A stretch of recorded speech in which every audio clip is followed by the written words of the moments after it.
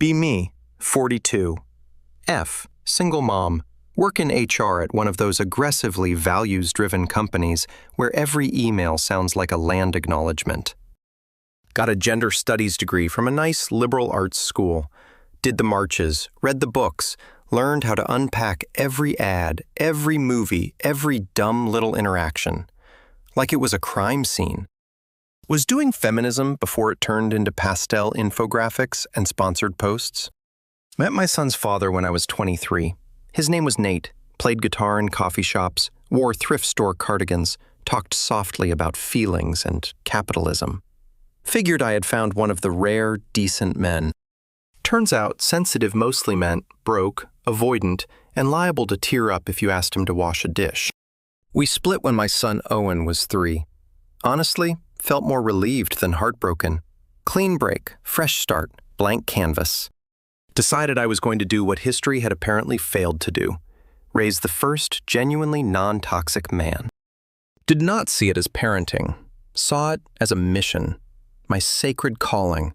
My little contribution to fixing the world. My friends from book club ate it up. You're interrupting centuries of patriarchal conditioning, Megan. They'd say stuff like that over biodynamic wine. Made me feel brave. Made me feel important. Like I wasn't just raising a kid. Like I was hand-building a better future out of one small boy. When he was little, it was easy, too. Easy as whole universe ran through me. I, the inputs. No blue nursery. Absolutely not. Went with muted greens, warm mustard, soft orange. Everything looked like a Scandinavian preschool designed by someone who hated joy. My dad got him a toy pickup truck for his 4th birthday. Big plastic thing, oversized tires, little fake mud splatters on the side. I threw it out the same week. Gave my dad a full speech about how trucks symbolize domination, pollution, and this country's worship of brute force.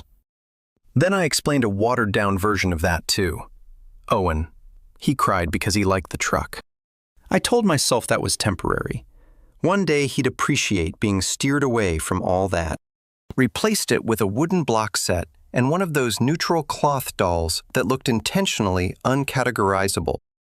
Bedtime stories were basically intro theory for toddlers.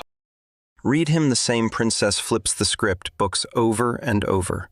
Lots of stories about boys who danced, ballet girls who invented machines, princesses rescuing themselves. I'd stop in the middle and turn it into a lesson. Owen, do you notice how the prince only values her when she looks a certain way? That's a beauty hierarchy. He would just stare at me with that glassy little kid look, waiting for permission to go back to his blocks.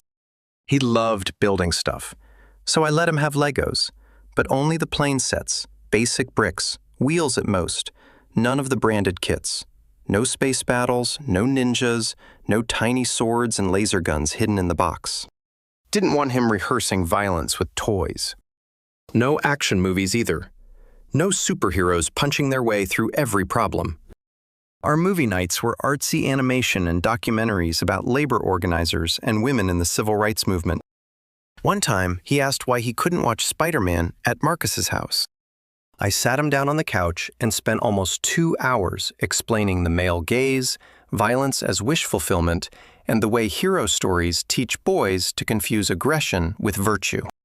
Told him a real hero solves conflict with empathy and language. He got very quiet, started picking at a loose seam in the cushion. I looked at that silence and called it growth, called it comprehension, called it proof. I was doing a good job. Then school started, and I became that mother. The one every teacher recognized the second she walked in.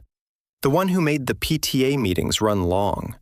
The one asking why the reading list was mostly old white men.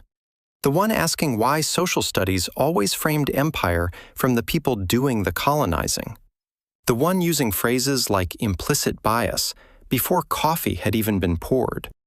The staff definitely hated seeing me come down the hallway. Owen's first grade teacher once said fireman during circle time. My son corrected her in front of the whole room, said, "It's firefighter." Then, because apparently he was feeling inspired, he told a girl in class that her sparkly pink dress was helping keep gender roles alive. I nearly burst into tears right there. Felt so proud. My boy understood. Told the teacher she should appreciate the spontaneous consciousness. Raising. She did not seem appreciative. Still, little cracks started showing. He didn't really have friends. The boys talked sports, video games, dumb YouTube stuff.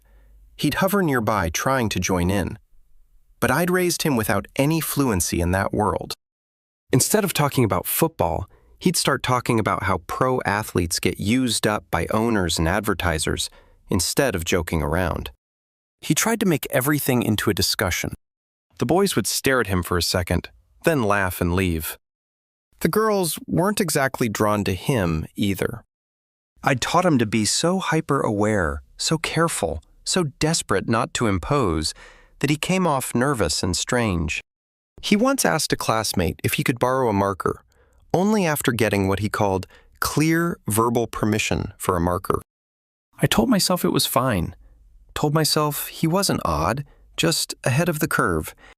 One day the other kids would mature and catch up. Middle school destroyed that comforting little fantasy. Puberty hit. Suddenly, every boy around him was louder, rougher, meaner, shoving each other in hallways, flexing, making jokes I'd trained him to identify as offensive. He was short for his age, quiet, easy to corner, easy to embarrass. He'd come home every day looking folded in on himself, shoulders caved, eyes somewhere else. I kept trying to pull him into conversation, using all my practice therapist-adjacent language. "I'm making space for your feelings. Owen, you can be vulnerable here. This is a safe place." He'd grunt, shrug, go straight to his room. It was like talking to drywall. Kept wondering where my emotionally literate son had gone.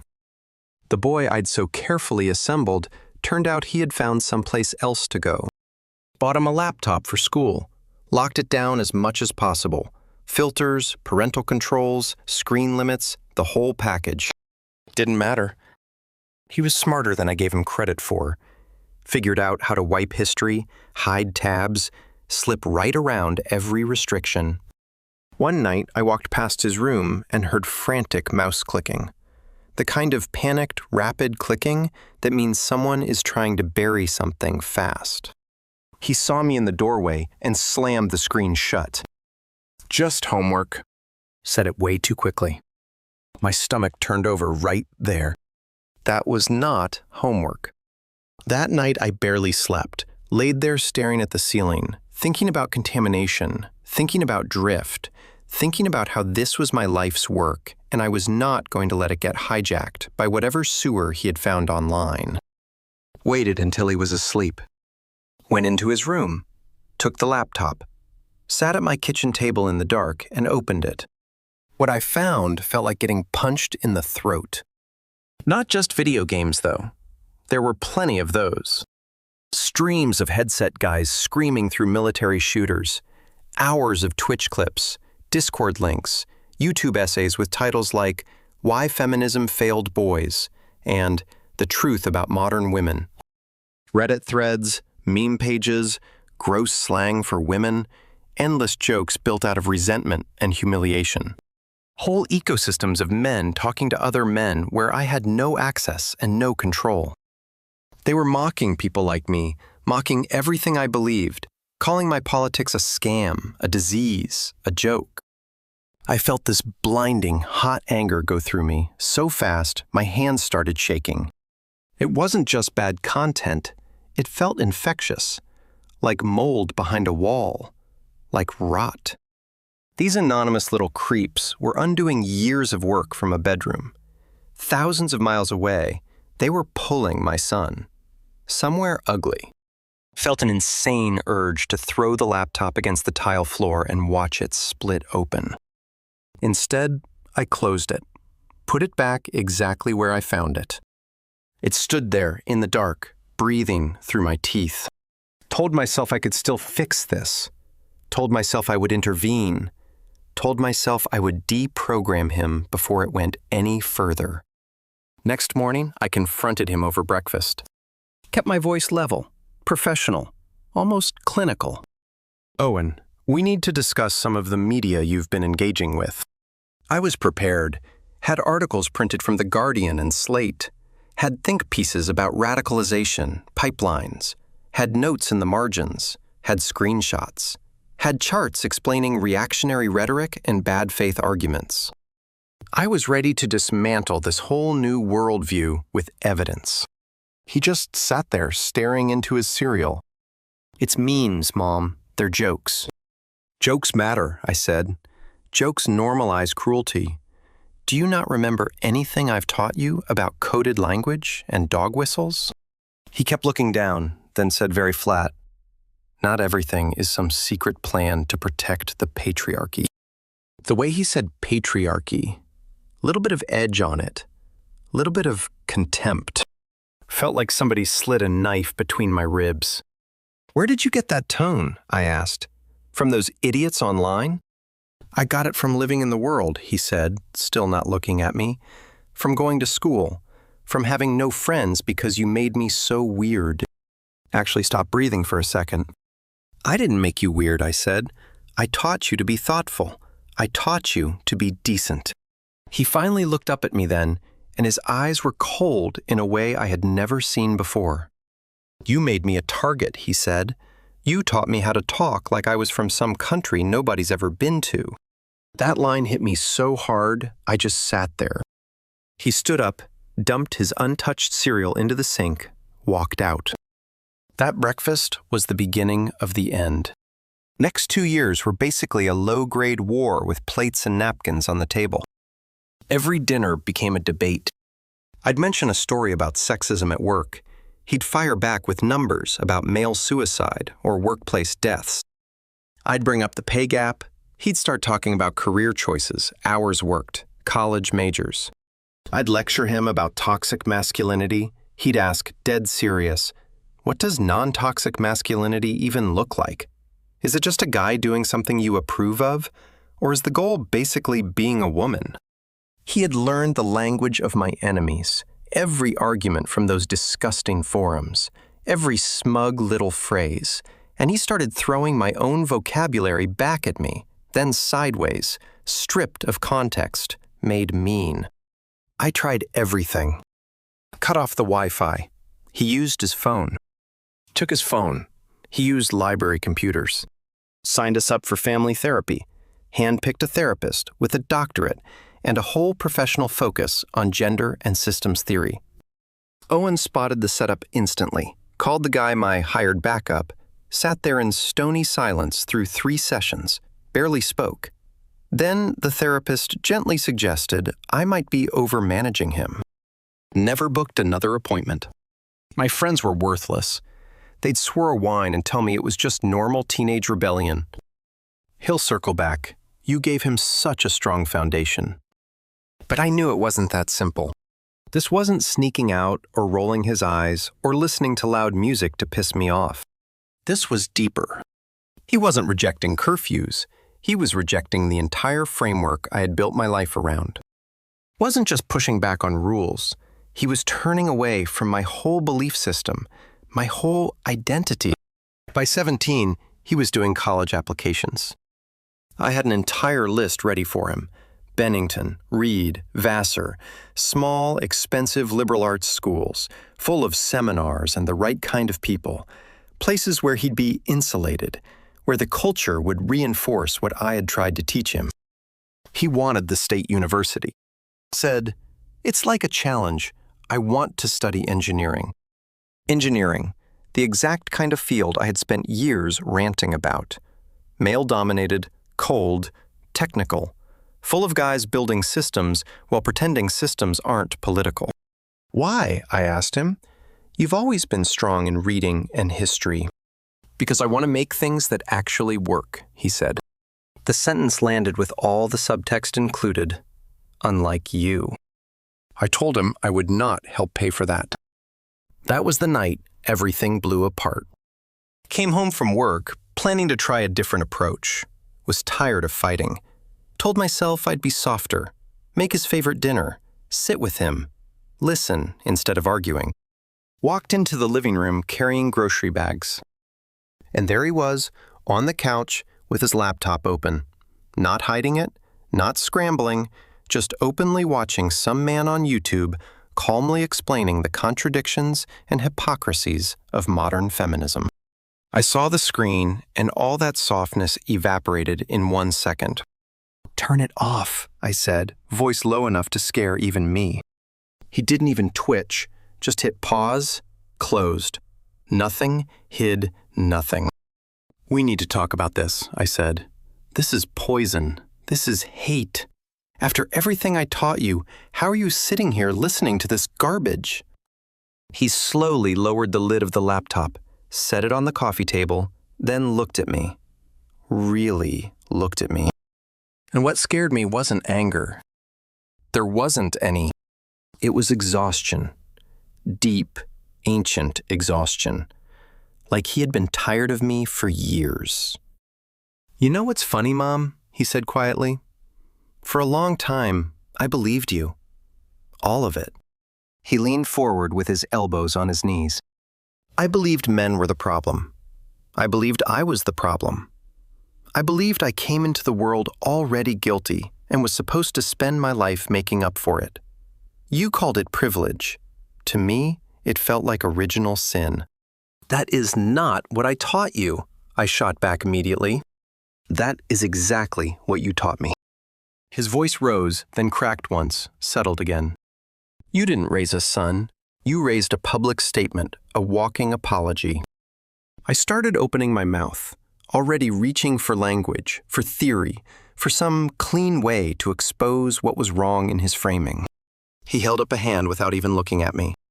"No, you talk all the time. I'm talking now." I sat down in the chair across from him because my legs suddenly felt weak. The chair I had spent too much money on, tasteful fabric, perfect shape, felt like a punishment device. "You preached empathy at me my whole life," he said. "Did you ever have any for me? When I came home in 7th grade crying because those older boys shoved me into the bathroom and flushed my beanie down the toilet, what did you do? You explained that they were acting out because of social conditioning and that I should pity them for their emotional limitations. You never once said, 'That sucks,' or 'I'm sorry,' or 'Are you okay?' I tried anyway. I was trying to give you a framework." "You were trying to fit my pain into your theory," he snapped back. "That's what you always did. Every normal thing that happened to me got turned into material for your worldview. I get bullied? Proof toxic masculinity hurts boys too. I'm lonely? Proof men are alienated from authentic connection. I don't understand girls? Great, time for the enthusiastic consent lecture again." He stood up and started pacing back and forth across my carefully arranged living room. All that pent-up energy bouncing off the nice furniture and curated art. The whole room suddenly looked like a stage photo of a life instead of a real place. "You kept telling me to be vulnerable," he said, "to open up, to cry. But every time I did, you pulled out your little social theory toolbox and started diagnosing me. I couldn't just be sad. I was exhibiting emotional repression. I couldn't just be mad. I was acting out male entitlement. You never let me be a person. I always had to be a case study." Then he pointed at the silent laptop on the table. "That guy is right about one thing," he said. "For women like you, this isn't even about fairness anymore. It's about control. It's about taking all the anger you have for men, for dad, for whoever else, and using it like a club on any guy who doesn't line up." "That is a stupid reactionary talking point," I snapped. Pure reflex. Years of classroom language coming out on autopilot. "Is it?" he said immediately. "Because you controlled everything. What toys I had, what shows I could watch, how I talked, what I was allowed to like. You treated every instinct I had to run, climb, compete, roughhouse, build, any of it, like it was a symptom. like being a boy with some disorder you had to keep under control with ideology. Then he said the thing that did the real damage. Said it evenly, almost gently. You care about people in theory, Mom. You care about women as an idea, but I don't think you've ever actually liked men. And when life handed you one in your house, I don't think you liked having a son. Those words just hung there, sharp as glass, bright as a weapon. He kept going. You raised me in this sterile little bubble and told me the outside world was a misogynist nightmare, but you never gave me any tools for living in it. You didn't teach me how to survive. You taught me what to hate, not what to build. You taught me how to dissect a movie, not how to make a friend. You taught me how to locate injustice in every room, not how to feel happy in one. Then he glanced at the laptop. All those guys online you hate. Yeah, a lot of them are bitter. A lot of them are bullshit. But they do one thing you never did. They talk honestly. They give each other actual advice. They joke around. They tell you it's okay to be pissed off and confused. They talk about what being a young guy feels like right now. A lot of it's ugly. A lot of it is messed up. But it still feels more real than anything you ever gave me. Then his voice flattened out completely, like the verdict had already been reached. So no, I'm not going to Bennington or Reed so I can spend $200,000 hearing the same sermons I've heard my whole life. I'm going to State. I'm getting an engineering degree. I'll take loans. I'll work part-time. Your money comes with too many strings. It always has. Then he walked past me toward his room. Owen, wait, I said, barely had enough voice to make the words. He stopped at the doorway, didn't turn around, just looked at the frame. You know the worst part, he said? You spent years trying to make sure I didn't turn into my father, but he just bailed. You stayed, and somehow you did more damage. Then he went into his room, door clicked shut, and that was it.